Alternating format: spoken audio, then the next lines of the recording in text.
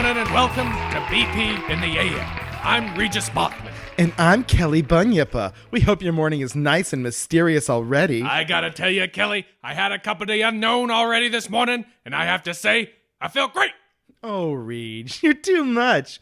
Boy, we do have a great spooky show for you, though. Boy, we sure do. I gotta tell you, it was tough getting here today. Traffic was a mess. Oh. It took forever because they closed the Dyatlov Pass for who knows what. Oh, no, and I'll bet that was a Jersey devil of a time. You just sit in traffic and the time slips away, huh, Reg? Well, it's okay, because we have some great segments for you today. Later in the show, we have our very own Mad Chef Rasputin, who will be showing us the recipe for his favorite dessert, death by chocolate, bullets, poison, and ultimately drowning cake. Oh, I hear it's to die for. Almost. Well, we'll see what the boys in the GMO labs are cooking up for us. A nice, juicy, protein-recombinant beef patty smothered in low-cal cheese made right in the lab, and some Roundup-ready corn on the cob with built-in handles. I heard those cows couldn't even support their own body weight. You bet. That's going to taste so great on the summer grill. It sure will. And we're going to check in with our gift expert, Jen, who's got some great ideas for your Christmas wish list. It is never too early to start shopping. I just can't wait to see that. And we'll check in with our spring-heeled health correspondent, Dr. Jack, who's going to talk to us about the importance of random breast exams. Look out! He's checked you twice today already. He sure has. But right now, our first guest needs no introduction. You've heard about it. You've wondered about it briefly. Haints and tickets, put your hands together for Voodoo. Hoodoo? Voodoo. We're canceled. Hey everybody, I am David Flora. And I am David Stecco. And this is... Wait, I'm not done. Okay. Oh, now I'm done. And this is Blurry Photos. It was worth it, right? Yep, sure was. So, hope everybody's doing okay. We got a good one for you. Better than okay. Better than okay. Mm-hmm. Senator, love your suit. I don't know. That sparked that. Yep. Stecco, what have you been up to this week? Oh, man, I've been into the outdoors. Went camping. You've been into the outdoors. Yeah, I went out into it. That's great. It was awesome. I don't get to camp as much since I moved to Chicago as I would like. And it's fun to get to put all your stuff in a backpack, and then that's what you have. Yeah, go figure. Yeah. I want to go camping soon. Yeah, you should. We should. Yeah. In fact, I might try to get something together. Although if I do, it'll probably be all messy and last minute and stuff. And that's what camping's all about. Okay. I did have a great awkward moment when someone mentioned campfire stories. Yeah. And one of the people I was camping with is Lolo Rocca. That's her official designation. One of our most ardent fans, I might add. Nice. She was like, "Dave, Stecco, you know campfire stories," and I had to say, like, you know as well as I do that they all suck. And she was like, "Oh yeah, they do." Yeah, it was tough finding a good story out of there. Cool. Yeah. And what have you been up to this week, Flora? Well, I actually went to a Buddhist temple for a Ginza festival. Sweet. That's the cut a tin can as easily as a tomato knife festival, right? What? Was that Ginsu? Ginza. Oh, my bad. I'm sorry. Who laid a tomato? No, like Ginsu knives? Yeah, I know what a Ginsu knife is. But I was pretending that you went to a festival that was all about the Ginsu knife. Oh, I see. That's awesome. What did you see there? Well, I'll tell you what. It sounded like I was like... You're really setting me up for it. I know. It better be good. Well, in this clip, you see me... They had some kendo demonstration there. Oh, sweet. They had some traditional dancing going on. And then my favorite, taiko drumming. Wow. I love taiko drums, but I don't know if I could put taiko drums ahead of kendo demonstrations. I'm not a big fan of kendo because it's just too quick for me. Yeah. I like a good sword play. It's like lunge smack. Okay. Yeah. Reset. Yeah. It's like and done.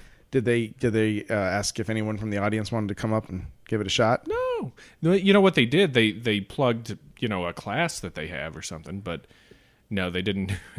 Is that's over in your neighborhood? Yeah. You should do it. Yeah, I might, but I'd be more into looking to see if they have taiko auditions to join their. You don't have to pick, man. You can do both. That's true. They both involve sticks. So. Yup. Not the same sticks. Make sure you don't screw that up. Because if you show up with just a drum mallet, you're gonna get wailed on. They're not gonna take it easy on you. Or if I show up to drum in a mask and full body suit. Yeah, so it was really neat. That's what I did today. Awesome. I hadn't been to that in the years I've been in Chicago, and I've always wanted to go. What is the Ginza festival like? What is Ginza? Is that the name of a holiday or? Well, we looked it up actually. I wasn't sure. So it's actually a district in Tokyo that's known for entertainment, and they do this as a fundraiser for the temple. Oh, cool! So it's not part of like the Buddhist tradition. This is just for that. It's a thing that particular temple does. Yeah, it's a summer thing. They do it every year, and they've been doing it for a while. Yeah, since 56. Yeah. That's awesome. I wish I had checked that out, but I was elsewhere. That's what has happened to me every year so far that I've been in town here. It's always like, oh yeah, this is happening this weekend in August. I'm gonna go check it out, and then all of a sudden I'm like, wait a minute, that was last weekend. No, son of a. So, today for work I went to the Sandwich, Illinois Antiques Fair. As I've mentioned before. Who doesn't know about that? In the beautiful town of Sandwich. I mentioned before I work for an auction house, for an art and antiques auction house, and we were going out there to talk to people. And I scored something that I feel like we paved our own future here, because I scored a completely badass belt buckle. It's an antique belt buckle. It says CB on it, and it's got a little radio. It says breaker 10-4 convoy. Come on. I feel like this was the universe rewarding us for a really good show intro. Yeah, that's great. I'm gonna have the back engraved with the sidewinder. Nice. We'll have to take a picture of that and put it up. Yeah, so that's why I didn't get to go to the Ginza Festival because I had to work. Well, and clearly you got something to take home. Yeah. I just got the memories and the fun to take home. Yeah, it's as though I don't know, maybe I engaged in some, maybe I unwittingly pleased some deity and sort of paved the path for me to get that belt buckle. It's as though I had engaged in some sort of ritualistic series of religious practices in order to shape the course of my own destiny. That's interesting. And now you've got this item here that you can take with you. A talisman of sorts, yeah. Yeah, and stuff. And this morning I cut the throats of 3 goats. Does that matter? That'll do it too. Is that a part of it? Today we're talking about voodoo, everybody. Voodoo, it's spooky stuff. You go Lounge Lizard, I go Godsmack when I think of it. Yeah, you know what? Godsmack really effed my research. Oh, yeah. I was real sick of seeing that. I don't even know what the Godsmack song is. No? You don't? Is that the one that goes... No. Okay. I tried. I took a swing at it. No, I'm not sure that's Godsmack either. So disconnect that neuron. Okay. You're fired. No, it's the one that goes voodoo, voodoo. No. Voodoo. Try it again. Voodoo. Is that the only words of the song? I'm coming back again. No. I'm not the one who's so far away.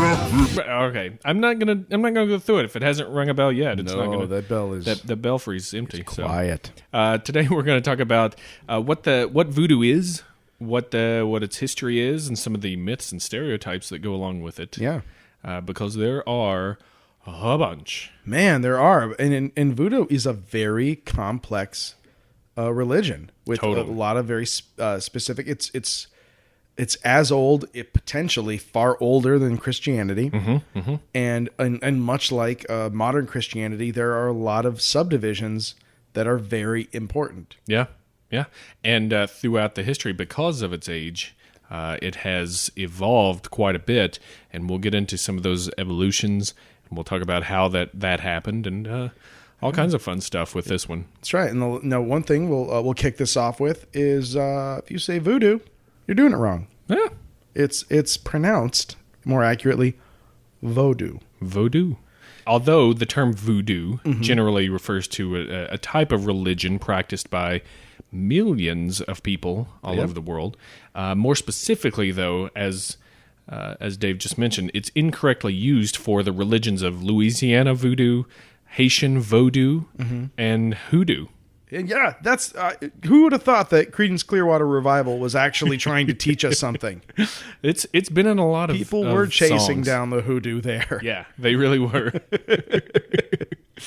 Of those, each of them is a bit different, but they all have roots in the West African religion of Voodoo. Voodoo is generally defined as spirit, and as a religion, it's loosely defined as the belief that humans and spirits share the world, that everything is connected, and that spirits can sometimes interact with the human realm. That's not all that there is to it. That's very, very basic tenets. There's no scripture or main world authority. Nope. Though there are ordained clergy in Voodoo communities. And the thing that I found was really interesting is one of the common threads through this is because it's one I'm more familiar with, but I'll contrast with Christianity probably a lot over the course of this episode. But Okay. Whereas Christians go to church to commune with God and to kind of share like their community and learn that way, the practitioners of Voodoo go to become God temporarily. In some cases, they go to become possessed and to feel it and it's not necessarily their single God. Like for example, Haitian Voodoo has Bondi as the overarching deity. And the thing that I find fascinating is that they're like, oh yeah, that's the name of God. He will not help you. Yeah. He does not care who you are or what you're doing. He built it all. He's a good guy. Yeah. Built it all, and he's not going to intercede. However, he's got like a whole bunch of secretaries, and you can bribe them. It's like a bureaucracy. Like, you'll never get to the CEO's office, but I know his assistant, and I know he's looking for tickets to Book of Mormon next weekend. Right.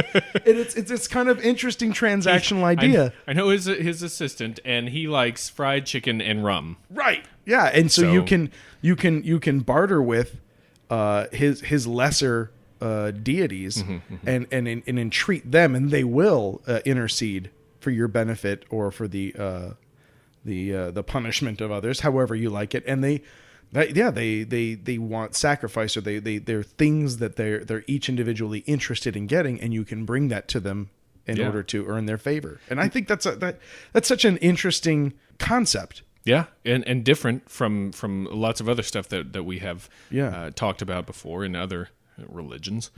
And you even get a little sniff of that in Christianity in some of like sects where you have people praying to Mary and saints, the intercessionist idea of praying to saints. Yeah, and we'll talk about a lot of the Catholic elements that get integrated and mixed in and stuff. With Voodoo, there is no devil or hell. There is a creator god that Dave mentioned earlier, referred to as Bondier. You said it way better than I was. I was like, his name's Bondo. Y'all meet him? Y'all see Rajon Bondo plays for the Celtic? I thought it was Bondier. Say it again. Bondier. Oh, I like that. You got it. But then again, you're the one that can do the Creole accent, and I can't. So you have the tools. Bondier is genderless, neither good nor evil, and is removed from people, like we said. There's no communication, no contact. But he's busy. It's busy. As far as anybody can tell, he's still a loving guy or girl. Which at that point, I mean, you might as well think the best of him or her. Man, that's never going to stop effing us, is it? No. We'll refer to Bondier as he from now on. Just for the sake of ease, we're not. So we don't anybody. We will be here all night. Now, let's get into a little bit of these, the hundreds of intermediary spirits which can interact with humans. They're called the Loa, and they can be prayed to and have rituals performed for them to assist with everything from health and wealth to weather, or, like we said earlier, doing some harm to somebody. Yeah, sometimes you need somebody whacked. Maybe sometimes you got to send the message. And somebody that doesn't have any tracks behind them can cover things up pretty well. I'm sorry, officer, if it would seem a supernatural power took issue with this guy being a complete douchebag and maybe did something about it. As you can see, my hands are clearly clean. By the way, pay no attention to the goat carcass that is in the back of my trunk. I am on the Atkins diet, and it is a snack goat. Music and dance are huge parts of ceremonies. Herbalism is important, as is the respect for the natural world. A lot of this, I guess I'll. Don't you shake your notebook at me. I'm going to shake real quick here. A lot of this stuff sniffs of other things, which I'm not going to say the W word, but it only sniffs at it because I went and looked it up just to compare, and it's different enough to where I'm not even going to say the W word. If I was going to guess, I would say there were certain things co-opted because Voodoo, being as old and venerable a religion as it is, it's got cred by a lot of people. Yeah. And if you're a bored private school college student, maybe cred is something that is in short supply. Yeah, I did it. Contact us. We Good thing we have a Wharton filter. Anything from Wharton or Brown just goes straight to spam. Sorry, kids. No Vassar emails here. Voodoo is embraced by those who understand their imperfections, basically, and it supports individual empowerment, experience, and responsibility.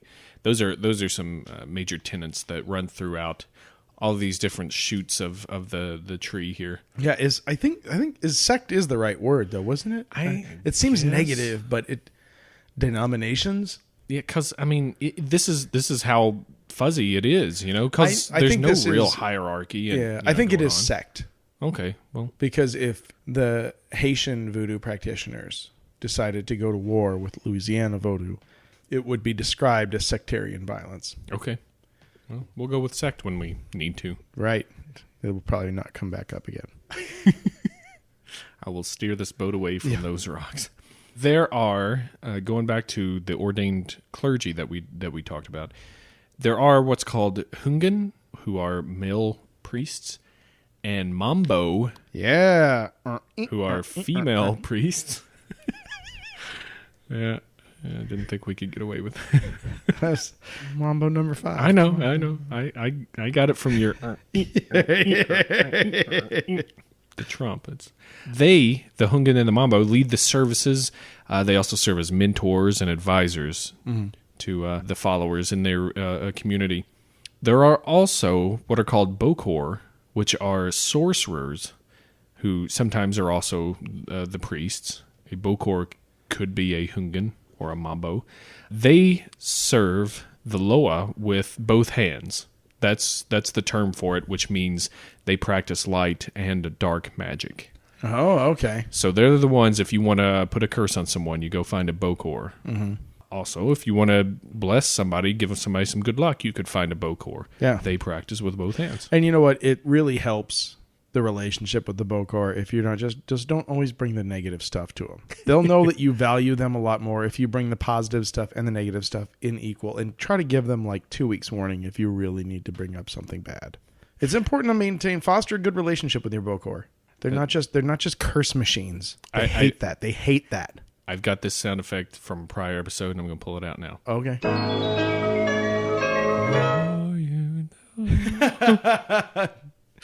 Thank you. Yeah, you're welcome. One source of researching Voodoo and all this fun stuff. Yahoo Answers. Not that one, but okay. that one does have some fun stuff. One source that I read made it seem very fatalistic. Really? Saying there are no accidents, that everything's connected, no event has a life of its own. That's pretty fatalistic, And also, not to be forgotten, the ancestor worship is very important in voodooism. They revere their elders. Well, that makes sense. I mean, most of the practitioners that I've seen, there's actually a fair number of really great documentaries online. Yeah. About voodoo in different parts of the world, and they, it's a family event. Everybody comes out. Yeah. The stuff that goes on with rituals, ceremonies, and stuff, it's definitely the event to go to. Now, it's not like to say that only happens, once or twice a year for each community. These things happen, all the time, if not at least once a week, Yeah. So, and seeing footage of them, it's fascinating. Not only is the ritual very interesting and the reasons behind it, and I really would encourage you to look it up because a lot of these documentaries, they discuss the importance of blood and why blood sacrifice is used. There was a really great interview with a Mambo, and she was talking about how the animals aren't tortured. It's not. It's indistinguishable from slaughtering for the purposes of consumption of meat. But it's also interesting to see how much these ceremonies have in common. You'll see that between those ceremonies, or for example, like you mentioned dancing earlier, the dancing into sort of a trance-like state, then chanting. So it brings to mind things like the whirling dervishes. Yeah, the Sufi. The Sufi. Also, some of the really charismatic Christian sects, the Southern Baptists, the snake handlers, things like that. Shakers, Quakers. Yeah, exactly. Yeah. I mean, these modes of communication with God, whoever you choose that to be, are all very, very similar. And I think it's interesting to see that. Oh, yeah, totally. Let's talk a little bit about the history, and then we will go into parsing out the Haitian Voodoo, Louisiana Voodoo, some Hoodoo. We'll go into a little bit more detail on those. I love that Hoodoo's real. It very much is, yeah.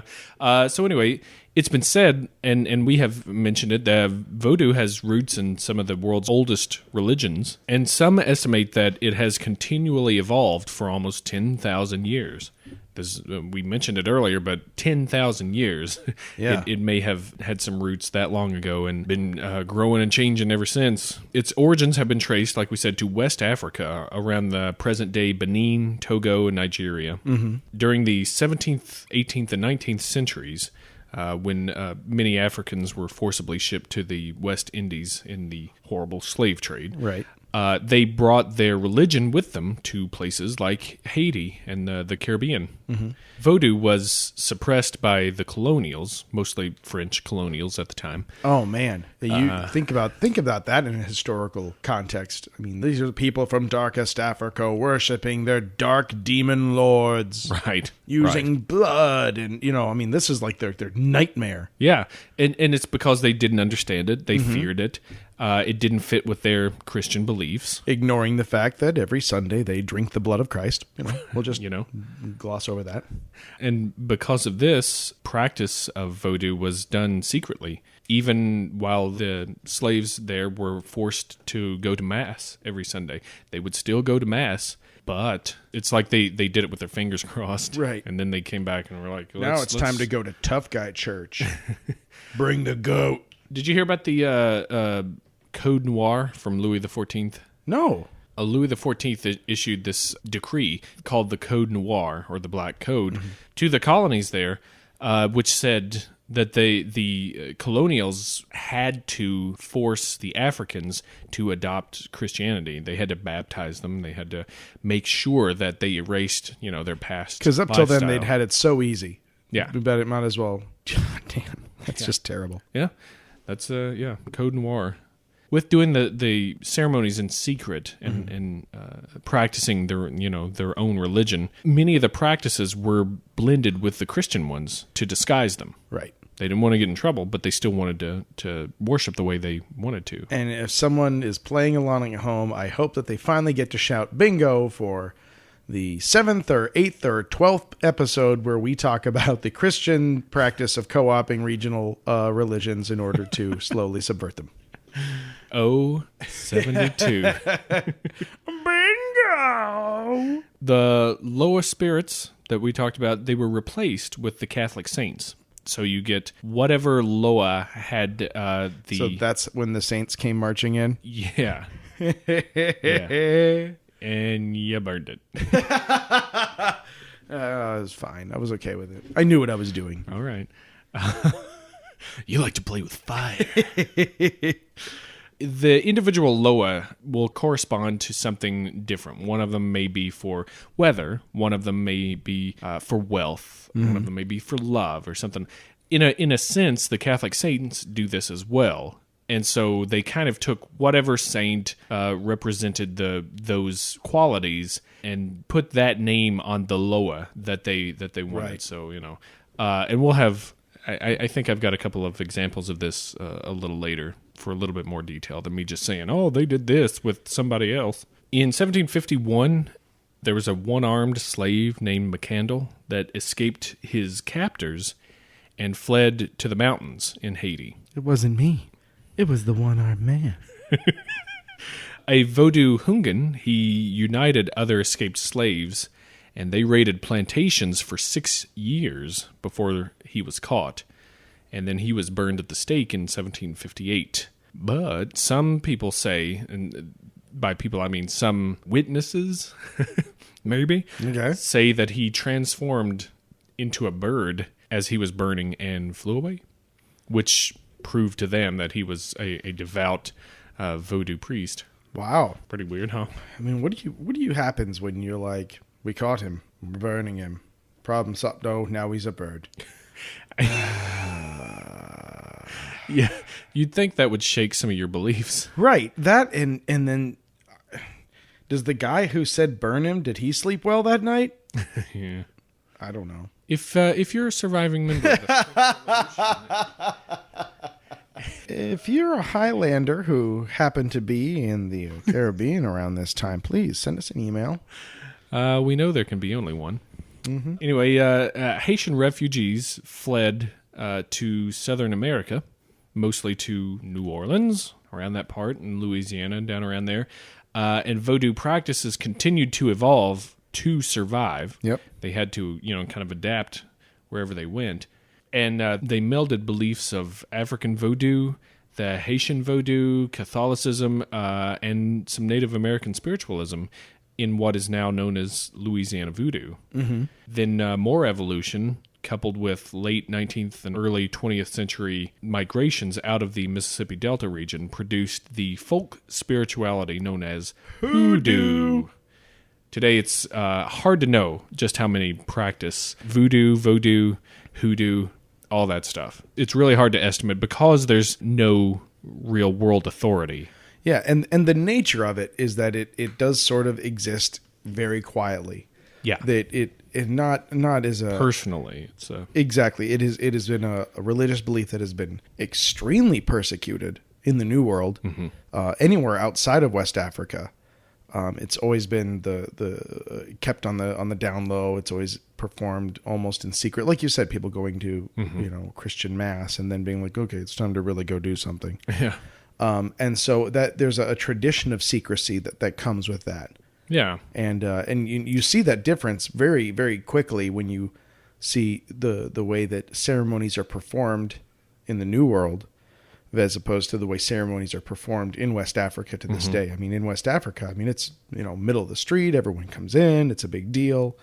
But even in the United States or in Haiti, it's still performed in quiet, small rooms. You see there's that almost cultural secrecy to it. Because it's been attacked for hundreds of years, people are still afraid to practice it openly, in the Americas. Yep. Around in here, anywhere pretty much outside of West Africa. Because, for fear of the ridicule that they'll get from the misrepresentation that has happened and the straight up repression that has happened of it. So let's talk a little bit about Haitian Voodoo, Louisiana Voodoo, and Hoodoo. Let's see what we got in these things. Put them in their respective categories. Haitian Voodoo originated in the French slave colony of Saint-Domingue. Practitioners avoid spelling it voodoo because of the misconceptions. And we're going to get into these stereotypes and these myths that go along with this in just a little bit. But like we said, they believe in Bondier and Loa. Some of the popular Loa include Papa Legba, who is the gatekeeper or guardian of the crossroads. Mm-hmm. This is one of the ones that I said earlier. If you want a related saint, it would be St. Peter, who guards the gate to heaven, right? Papa Legba, St. Peter, that would be night shift, day shift. Urzuli Frida is the Loa spirit of love and beauty. And then we get my favorite, Baron Samedi, who is the guardian of the grave. Sound familiar? Yeah. Any James Bond fans out there? He's often pictured as a tall, slender, but muscular black man with a skull face, either a skull or a painted skull. He wears a black top hat and dark glasses, and he's very powerful, and he's also a very staunch protector of children.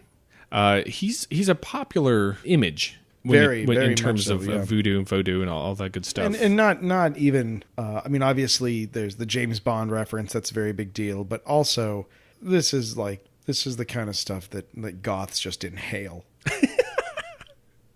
I mean, he's got like a steampunk top hat and a skull on his face, and he's like the guardian of the underworld. I mean, that's the longest line there is at goth fascination. Sometimes wears dark glasses and tuxes. Yeah. He's in tuxedos. Everything about this guy is tailor-made. I like his style, though. Yeah, no, he's cool. He's pretty cool. But I'm just saying, if you want to get the goths on your side, he knows he hit every switch he could. Haitian voodoo disapproves of greed and dishonor. They're real bad news for practitioners. Generosity and love is highly valued. That's good stuff. Which again, I'm so glad to have that spoken, because like so many things that were done as a part of the Christianization of the New World, there is like this kind of cultural bias against it. Like I don't know anything about it, but I know it's pretty bad news. Yeah. It just isn't. It's not. It's Right. not bad news. It's just pretty much the opposite. It's a different religion. different, yeah. It's just not the one that you have. Yeah. Yeah. During a ceremonial service, which, by the way, can take days to prepare, the Loa can possess individuals and speak or act through them, which we mentioned a while ago. But you get the dancing, people work up into a fevered dance, and then, they shake and they become possessed by the Loa who they are invoking. Mm-hmm. And then the Loa through that body will take on whatever is offered at the time. They might partake of the sacrifice that is being given. They might Taste the blood, or they might drink the rum. They might smoke the cigar. They basically become the spirit there for a little while, not long, and then they leave. And then the person who has been possessed claims no memory of what just happened. Yeah, the official belief is that only one consciousness can inhabit a body at a time, and so while the Loa is in town, you're out on the street, buddy. Yeah, there are things called veves, which Veve's kids, which are symbols or patterns that are drawn onto the floor, often with cornmeal, and they're used as a beacon for Loa. And each one is specific depending on which Loa you want to invoke. They're very pretty, and they're very elaborate. If you were to look up, it's spelled Veve. If you were to look them up online, you might see a few on there. The designs are pretty neat, but they'll put these patterns on the floor, and they draw the Loa to the ceremony there. Now, see, that to me that sounds sort of like the Tibetan mandalas, the sand, the very elaborate sand paintings that they spend up to a week working on them, and then they destroy them completely. Is that anything like Zen gardens, rock gardens? No, only in that the mandalas they're an act of worship, almost not worship per se, but it's the intense focus that it takes to create one. Oh, I see. And then the transient nature, they create it with sand, and when it's done, they sweep it away. And I'll spend a week working on it. Just like improv. But whereas the Zen garden, the point is the permanence, the slow I see. evolution of a perfect, harmonious system. Gotcha. Cool. Something that I think we should look at sometime in the future. Agreed. Very cool. So those are veves. So those are some real basic things that go along with the Haitian voodoo. Let's talk about Louisiana voodoo. Okay. It's all Snicker bars and Vienna sausages. I want to call on the spirit of the swamp. I offer you this Snicker bar and this Vienna sausage. Uh-huh. And this fifth of Jack Daniels. Wild turkey. So it's similar to, but not the same as the Haitian voodoo, right? Because it evolved from that. There's more influence from Native American, Spanish, and Creole folkways. There's an emphasis on what's called gree Yeah. and paraphernalia and voodoo queens. That's a popular thing that happened. This is the part of the story where the ignominious voodoo doll shows up also. Oh, yeah. But also, very important to point out, again, the Louisiana voodoo is much more a tangible, like you said, is a lot more paraphernalia, and the voodoo doll is just another tool in the toolbox. It's not. Well, we'll get to that one in our stereotypes. That's one of the big ones that Right. People, when you think of voodoo, Yeah. you think voodoo doll. Right. And again, one thing we're really not going to go into, aside from acknowledging it, is the idea of like the voodoo zombie. So aside from acknowledging, and maybe at some point in the future we'll do a zombie episode or something, but discussing the zombie as a part of a discussion of voodoo is like discussing exorcism as a part of a treatise on the Christian religion. It doesn't really... You see it like it drags it kind of off to an area that we're not really going into, but Yeah. We'll take a few heads off, though, with nice. Well done. with some of the stereotype Right. debunking, though. But let's talk about the gree real quick. Okay, Kay. This is I see what you did. This is an amulet of protection in the form of a small cloth or a leather bag containing a ritual number of small objects in it. The term may come from an African term, juju. Mm-hmm. You'll hear that a lot. Mm-hmm. And it's sometimes inscribed with verses from the Quran because it was originally associated with Islamic tradition to ward off jinn. Whoa. Pretty crazy, huh? I like that little Yeah. yarn. Voodoo queens. These were 19th century female voodoo leaders. They were the go-tos for spells, charms, whatever you need. The most famous was Marie Laveau in the 1830s. She was renowned for her skills as an oracle, spellcaster, spiritual leader. And if you go to New Orleans, her name's all over the place. Yeah. Mostly because they've taken they've taken this larger than life persona of Marie Laveau, and they have turned it into an industry. Yeah, voodoo. To sell. Yeah, and voodoo is a part of the New Orleans tourist industry. Yeah, and a lot of people will tell you if that's where you're going for your voodoo needs, you're probably going to the wrong place. Right. Because that's tourist industry. That's not the real religion. But Marie Laveau had a interesting life down there, and I saw something that said her grave may be more visited than Elvis's grave. Really? Yeah. Well, that you know what though, that doesn't terribly surprise me, especially given the religious nature of one's ancestors and things like that. So why would that not be an important? True, and people still kind of invoke or call upon her to help them, in their voodoo needs. So, last but not least, let's talk about hoodoo. Oh, yeah. Hoodoo is a folk spirituality which evolved from the Louisiana voodoo in the Mississippi Delta. It focuses on root work, folk magic, and a biblical perspective, and a sort of form of karma in the sense that whatever you do is going to come back to you. Yep. Right? But they use the Bible quite a bit, mostly as a guide. They also it's also used as a talisman in hoodoo, and it's not necessarily like using it in the literal sense, or it's more like here are some good things to follow, and you can find if you have a problem, you can find solutions to it in the pages here. If you need something to help ward off, hold it up, use it, whatever you need. But they don't get all super fundamentalist about a lot of the beliefs and stuff. So if you've got a problem, they'll solve it. Just wear this gree while my Loa resolves it. you burned it. You keep burning everything. Oh man, I burn everything. Hoodoo allows people to access supernatural forces for help in the form of homemade potions and charms. And whatnots and trinkets and doodads and gewgaws, flip-flops. Jim Jams. Oh, you got Jim Jams. I wanted that one. It doesn't require a minister, though.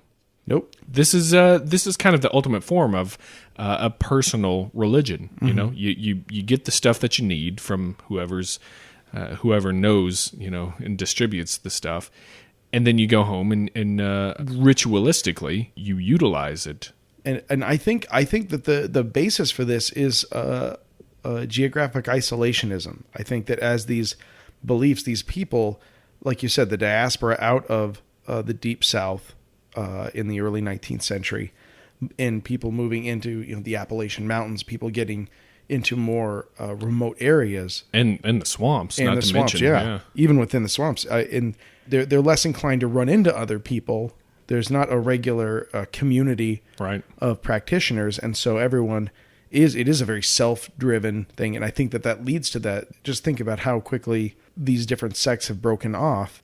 Just since the beginning of the slave trade, 400 years ago, because all of the Voodoo is such an internalized belief system.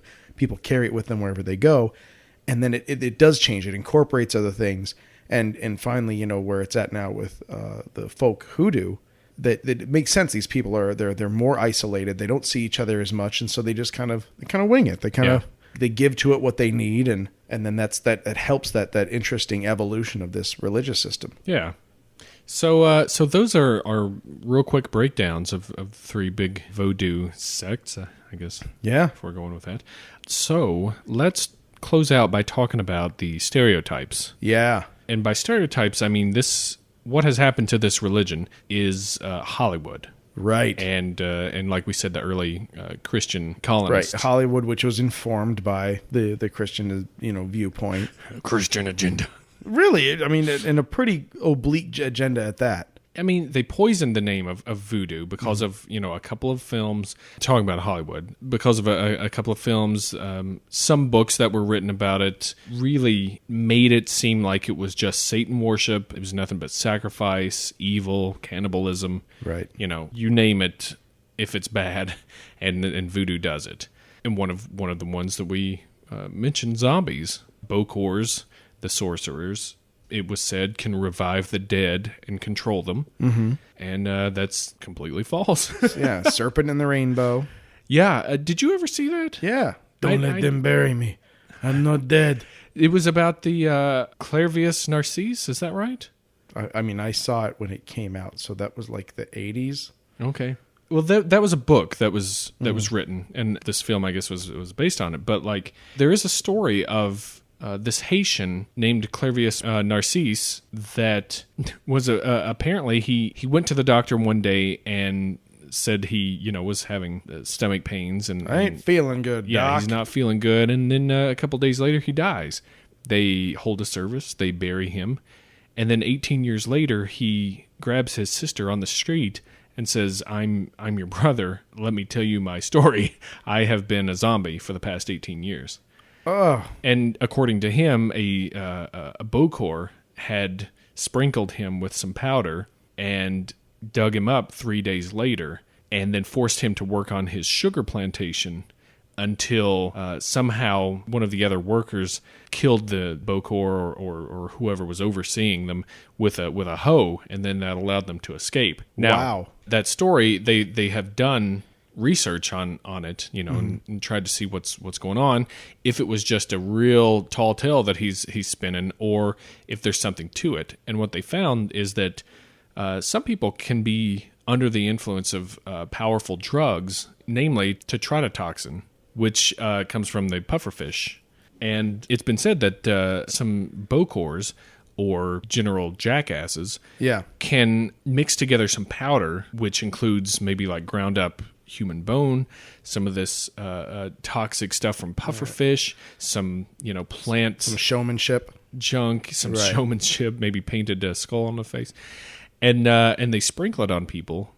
These people, for all intents and purposes, die because their system shuts down just long enough for people to think they're dead and do their final farewells, and then the Bokor goes, claims the body, and then has an antidote that revives them to where the brain can take either no damage if he gets there in time, up to a fair amount of damage. But what happens is that this antidote and all the stuff that they're doing to these people leaves them in this zombie-like state to where they are compliant, but they're in a haze. They don't know what they're doing. All they know to do is to breathe and, I guess, follow direction. But the important thing about that is, though, that's a case of pharmacology and in pretty direct affront to the Voodoo religion. Sure. I mean, so it's an awful thing that gets flung on there, and I would say of sort of the same thing in the way that right now it's really popular to make pedophile jokes about Catholic priests. It's not part of the religion, you know what I mean? Right. But the two end up getting, oh, that's what happens now, Yeah. and it does a disservice in the same way it does to the Catholic faith, in the same way it does to the Voodoo faith. Yeah. And these bokors, they don't necessarily have to be practicing voodooists, or if they are, they're obviously doing it for their own ends, and their own. Yeah, there's nothing gain. in Voodoo that says get slave labor for your plantation. Right. So anyways, but the straight up zombie, the films that you see where a priest does shakes a stick and dances Right. around, and then zombies shoot up through the graves. That's hooey. That's malarkey. Let's talk about the voodoo dolls. Voodoo dolls. Representations that can cause harm. That's what the classical voodoo doll is, right? Yep. You take a likeness of someone. Maybe you take a lock of their hair, or you take something that belongs to them, and tie it on there. Do some incantations, and then stick pins in it. Yep. Whatever you do to the doll happens to the person. False. So false. This is not a part of voodoo. There's an origin in folk magic of things that are like voodoo dolls, and this you find in European witch folklore. These are called poppets. Yep. But they're not part of the voodoo religion. Nope. Some moneymakers, the industry, the tourist industry, have adopted them to sell. I think this came through one of the Hollywood movies, But in voodoo, if anybody makes a doll that's a representation of anything, it's for a loa. Right. Yeah, exactly. It's something that goes as a gift to the loa, as it goes on the altar. It's never your neighbor. It's the spirit that you want to invoke, and you treat it like you would treat if the spirit were standing there in front of you. Right. It's the equivalent of calling a crucifix a voodoo doll. Yeah. So, sacrifice. People and or animals sacrificed in rituals. This is halfway true. Right. There aren't human sacrifices. Nope. But there's surely animal sacrifices that are going on, and they sacrifice animals for certain loa. Not all of them, but certain ones in the rituals require sacrificial animals in there. Once they sacrifice an animal, though, they immediately cook it, and they eat it. They use up, just as if, like you said, they had slaughtered it for, consumption. Right. And the phrase they use is that the blood is for the loa, the meat is for the people. Yeah. And that is part of the tenet of the ritual. It's that it binds both the loa and the people together through this sacrifice that they're all sharing in the same thing. Right. So while animal sacrifice in itself is bad news, at least they are doing what anybody would do if they were just raising animals for consumption. Exactly, and that's no different, honestly, than. Say, for example, the preparation of steakums. Those things are born out of Satan's ass. No, unless you want to sponsor us, balls in your court, steakum. Your move, steakum. No, it's no different. It's a ritualistic preparation that is not dissimilar from, say, how you would prepare kosher beef. Okay. Like the animal is being prepared under a religious set of rules to be consumed. Yeah. All right. That's it.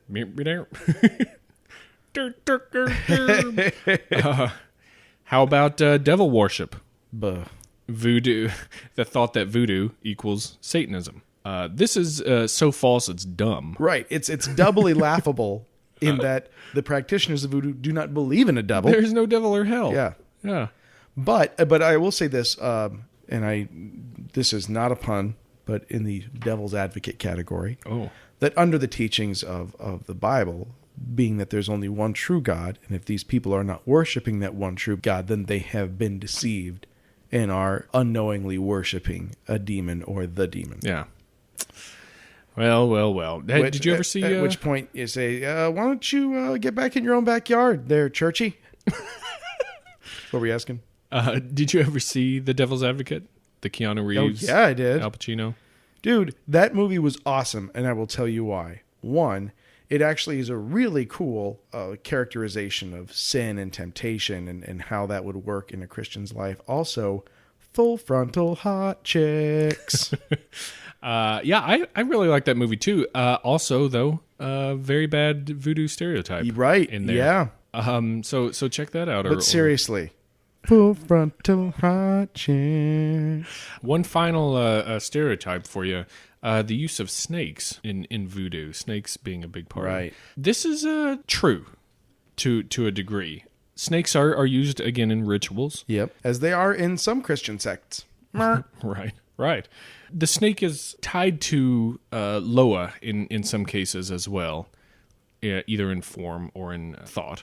But yeah, there are uses of snakes, but it has a completely different context from Satan or the Garden of Eden. Serpent, right. I get you. That junk. So,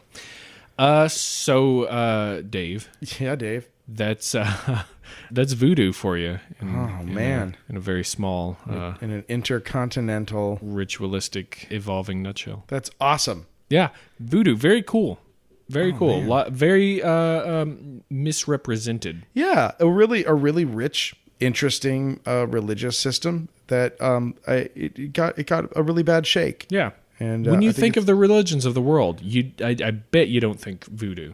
Right, but it's up there. It's there, man. It doesn't have all the glitter and polish of Hinduism, but it's fighting. It's working. Keep it on. man. Keep it on. Speaking of keeping on. What? I'm gonna cast a little hoodoo voodoo on you right now. Don't. It's called the puns. Oh, I'll take that, Yeah. and I'll give back to you tenfold. Oh, nice. Well, I went first last week. I always have to go first, so why don't you go first? I bet. Let's see. All right. I got a product for you to start out with. Okay. If you're ever, celebrating Thanksgiving, let's say, you need something to invoke the spirits of the holiday and maybe cast some good luck over your house, or if you just need to draw those spirits into your home, you can pour some symbols on the floor in a very tasty thick sauce called gravy. I like that. Gravy. Not the veve. All right, I got one for you. Pictures are intricate and delicious. One thing that has actually been bothering the leaders of the various Voodoo sects is this separation between them, when really they share such a common ancestry, and they should be getting together. They should be trying to rejoin them, and they've been really working to try to achieve sexual healing between the three of them. Because when they got that feeling, they want sexual healing. Sexual healing. Sir, can I look in your bag for a second? Because you almost snuck that into the stadium. Yeah. I was like, wait, when is he going to tell the joke? Sexual healing. Yeah. What a jackass. All right. Aren't you just a dick? All right. I've got a Haitian store for polos, khaki shorts, flip-flops, baseball caps. It's called Voodoo. Oh, God. You want to look good, Voodoo? Would you practice some Voodoo? It's actually properly pronounced Bradu. All right, I got one for you. Good. So the U.S. government, as part of their census data, they're trying to determine, because it is a hidden faith system, how many people are practicing. Mm-hmm. And so they've actually issued a report on the results of their census findings in the 2010 census, and it's called Hoodoo, Who Don't? Yeah. Wow. Yeah, I got a bonus one for you. Do you? I really do. I do. It's a romantic comedy set back in the 50s about a guy who on business has to move to Louisiana, and his wife had died, and he's got two adorable daughters, and they're trying to fix him up with the woman next door who has an interesting religious system. And the movie's called Papa Loves Mambo.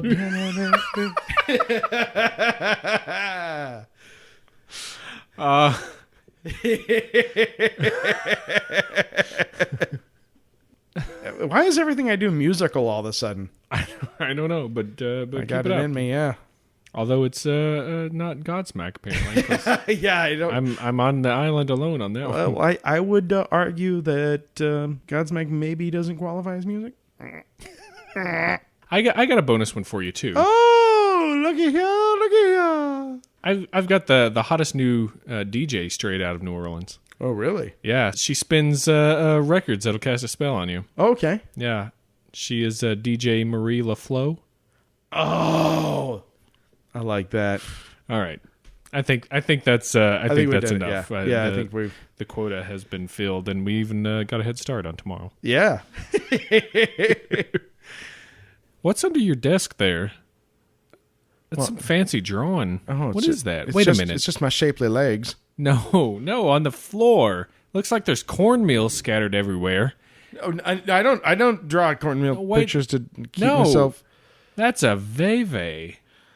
No, that's a No. DVD copy of Bebe's Kids. No, It's just- no, it's not. There's a little doll sitting on your computer. Yeah, but that in the shape of a listener. I was That trying. veve is going to call some listener puns in a listener fucking pun explosion.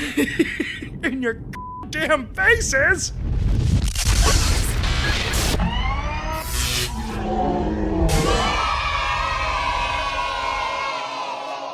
Holy crap! Oh man. You that led listeners here like a beacon, Yeah.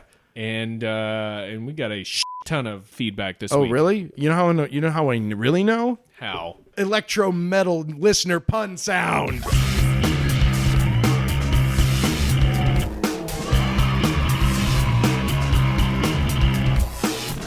Wow!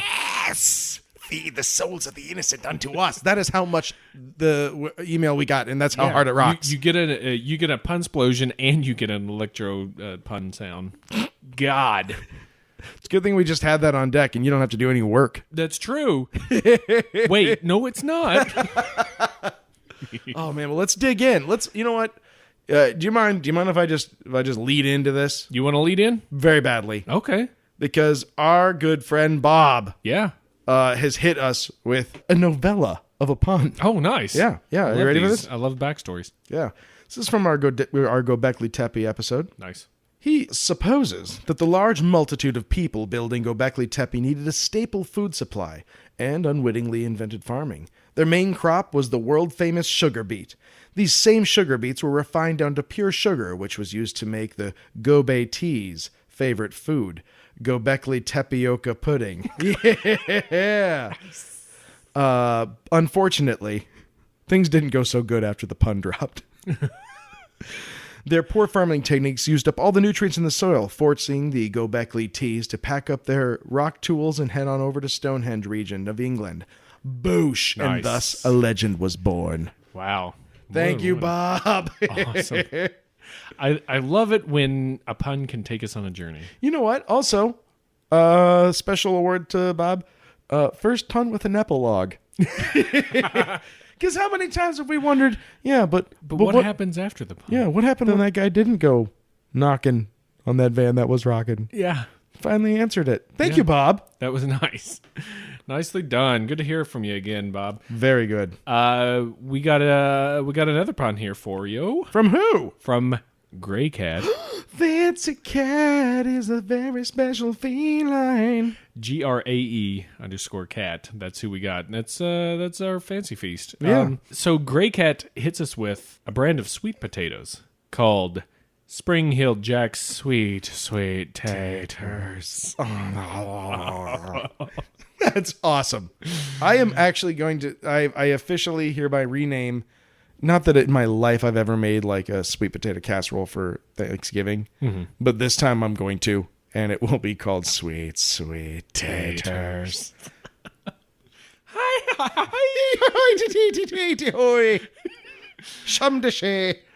Great Cat doesn't stop there. What? Yep. The feast keeps getting fancier. Keep rolling, kitty. Keep rolling. Great Cat actually asks us a question. Ooh, non-punnular. Wants to know about us. Oh, Wants to get a little personal. those records are sealed.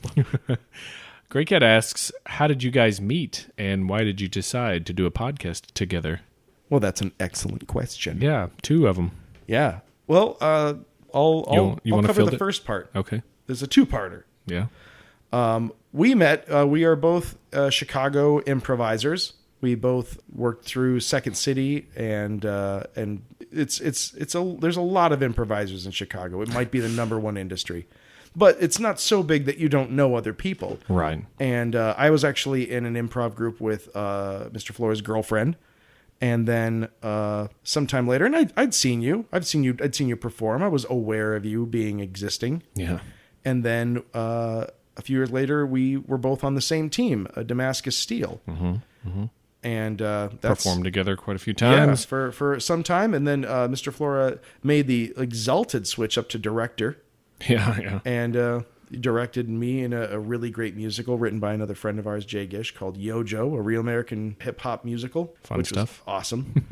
And so that's how we met. That's how we knows each other. Yeah, and when we were on Damascus Steel together, we did a podcast with the team, which I kind of organically evolved a section, of the podcast where I would bring a weird topic and we would discuss it. And, I mean, if you're really interested in sifting up the DNA of our podcast, I think it's still on iTunes. Probably. It's called the Steelcast. Yeah. And you'll hear both of us as well as the other talented members of our improv group, Damascus Steel. And, Right.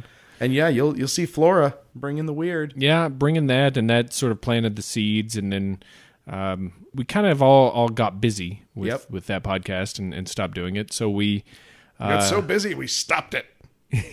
We got busy with other stuff like life, and I was like, "Hey, Dave, you want to keep talking about weird shit?"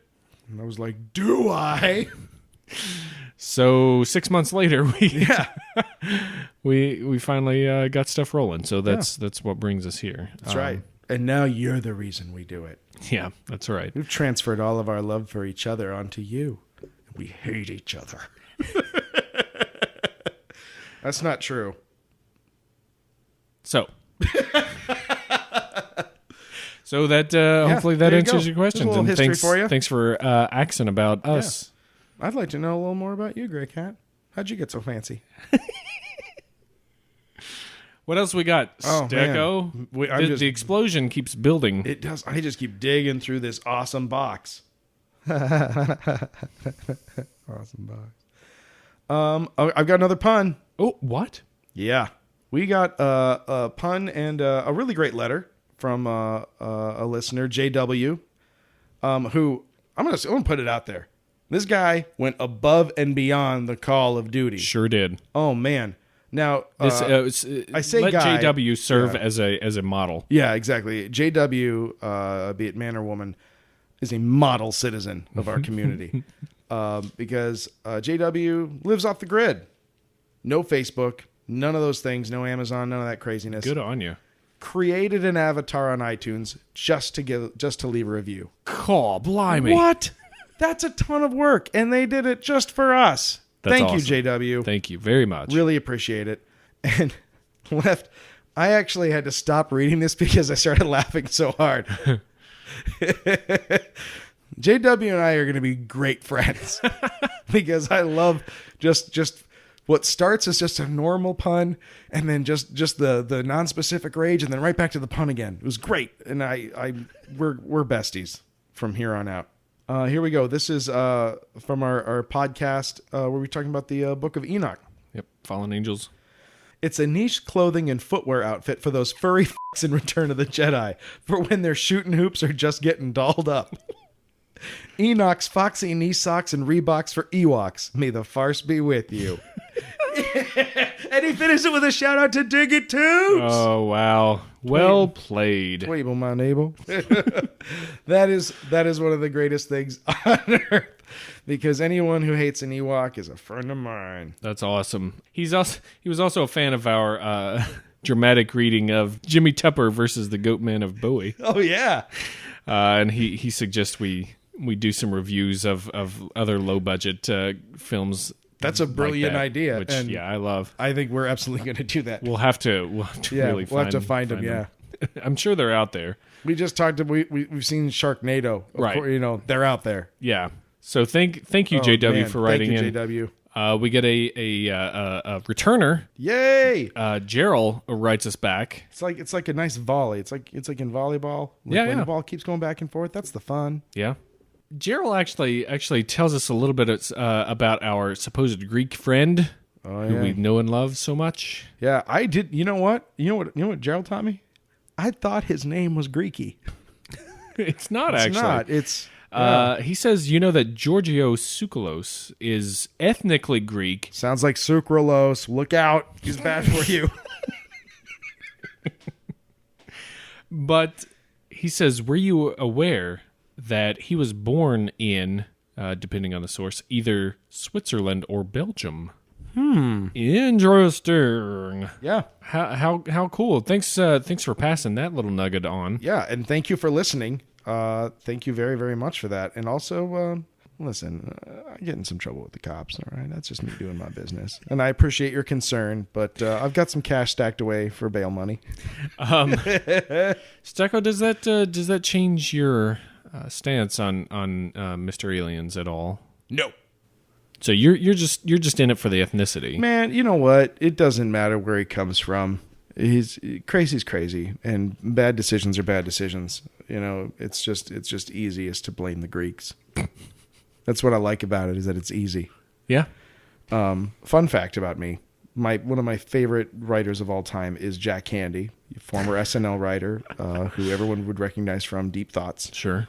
But he's a real person, and he writes books. And one of my favorite Deep Thoughts of all times is, it's easy to sit there and want more money. And that's what I like about it. It's so easy. Just sitting there wanting that money. Woo! All right. Thank you, Gerald, for writing back. Thank you, Gerald. And let's see what... Oh, man. There's so much mail in the mailbag. We got one more. Yeah, we got a great letter from our friend Dylan. Hey, Dylan. Dylan has one of my favorite opinions in the world, and it's that he likes our podcast. Oh, that's a good opinion. Yeah, I'm a big fan of that. Has a great show suggestion. So about Black-Eyed Kids. Oh, hello. Yeah, not a fusion hip-hop techno group. Nope. By the way, I do have a conspiracy theorist about the Black-Eyed Peas. I'm not the originator of this. I think I read it on the internet somewhere, that they're actually the time-traveling children of Angelina Jolie and Brad Pitt and come back to somehow subvert the earth in the future. It all adds up, and it all matches. Okay. Yeah, just all I'm saying. Boom, boom, pow. But yeah, Black-Eyed Kids, really creepy thing. This is sitting in our quiver right now. Yeah, absolutely. This is an arrow, and you're gonna get shot. you're gonna get one to the butt on this one. Right. I don't like releasing doves too early, because people just get feathers, and there's all kinds of mites that might get on you. You're telling me. But Black-Eyed Kids might be part of Blurry Photober. Oh, Blurry Photober. It's spooky and crazy. Along with a few other suggestions that we have gotten. And you know who you are, maybe. Yep. We'll make sure we find out who you are. But wait, that sounded like a threat. I didn't mean it that way. We do have some arrows that have Blurry Photober on them. Yeah, we're gonna shoot them at the month and not at you. And you're gonna reap the rewards of this archery competition. Black-Eyed Kids Yeah, in that's awesome. there, ready to go. So Thank you, Dylan. Yeah, and thanks for listening. Thanks for coming to us and finding us, and we appreciate all of you, like the little snowflakes that you are. Each of you are perfect in mine eyes. Keep sending stuff in. Send whatever you want. You know what? We can handle explosions. Yeah, We just did. like really well. Yeah, weren't we great? Yeah, I mean, more emails means that I get to pimp Flora into making a more elaborate listener mail sound. Let's see how far we can push this guy. You know, maybe sit back and just smile and nod. Maybe that's how you enjoy this podcast. Oh, yes. Awesome. Yes, indeed. You guys, what you need to do, and I don't have to cast a spell for you because I will know. I know that you will do this yourselves. But you could head on over to iTunes and subscribe on there and rate us and put us stars and a review. Pour a little praise over the pour a little praise over the altar on iTunes. Oh yeah, it's great. Thanks to And those of you pour who some have sugar on me. Who have rated us lately. We really appreciate that. We got a new review on there. That's great. Sweet. Yeah, I'd like to change this. I'd like it to be something that happens so much that we can't possibly track each individual we can't keep one. up with it. But right now we can keep up with it. So far, it's very manageable, and I'd like to see that change. Do us a favor if you're on the Facebooks. Head on over to Blurry Photos Podcast on Facebook and give us a like. Yeah. We're over 100 now. Hey. Woo-hoo! We got that lock of hair coming to us from the royal family. The queen. So go on, do that. Go over to YouTube and subscribe to us on there. Yep. We'll be hopefully getting some good stuff on there soon. Besides the podcast. Yeah, we got some frogs in the pot. Yeah, that's not even a phrase. It is now. It felt good to say it. Head over to StumbleUpon, create an account, learn how to do it, and then go and thumbs us up.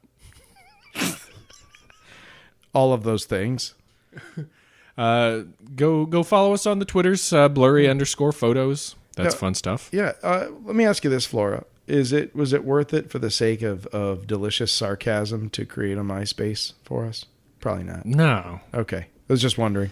I mean, apparently MySpace, if you even do it now, is mostly for bands, right? Oh, have you heard the sweet tracks we've kicked out? Do you remember the Fallen Angels episode? It was practically a musical, man. You're right. We did, I think we did Disney and Top Gun. Yeah, and we did the crap out of it, so we'll do that. Well, maybe we'll look into MySpace. Well, ironically, I've missed Tom so very much. Here's the deal: if you want to make your people in your lives listen to us, and they don't know what a podcast is, take a few minutes and teach them. Yeah. Don't lose your cool. It can be frustrating, but just walk them through. And you know what? I'm not even saying that just for our podcast. I'm saying that for podcasts in general. You listen to podcasts. We're not the only ones you listen to. Mm-hmm. And let other people know how cool they are. Yeah, a lot of people don't understand either what a podcast is or how it works or anything like that. And you've done that. We're in new territory right now. Yeah, and and everyone who's listening to this at some point has had to try to explain a podcast to someone. Right? And it's as easy as saying, just hand me your damn phone, you idiot. And then boom, you just set them up with 4 or 5 podcasts and be like, you don't have to listen to all of them. You just listen to something that sounds interesting. Yeah. But we're doing a service. We're fighting for all podcasts. You can teach your friends to fish, and then they will be fed off of our podcast from then on. This is what I'm trying to say. They won't be bugging you for fish anymore, dude. That way, it's not just like, hey, listen to these guys, and then they're like, okay, because like what? Yeah. But they're I don't see them in the CDs at the store. Not yet. They're not in the bargain bin. There's no stores that sell Best CDs Buy. anymore. I know. So, anyways, do a community service. Teach people. Man, that's all. Can we get that? Can we get that sound effect again? Thank you. Yeah. See, we're here for you. So, for this episode of Blurry Photos, I have been Davey LaFlo. Nice. And I am David the Whiskey Loa Stecco. Make your offerings. I'm not the one who's so far away when I feel the snake bite into my brain. Never did I wanna be here again. Goodbye. And It's over. I don't Nope. remember. Bye. Man, it's like you keep trying to pull the e-brake to stop the car, and it just keeps going. Snaps off.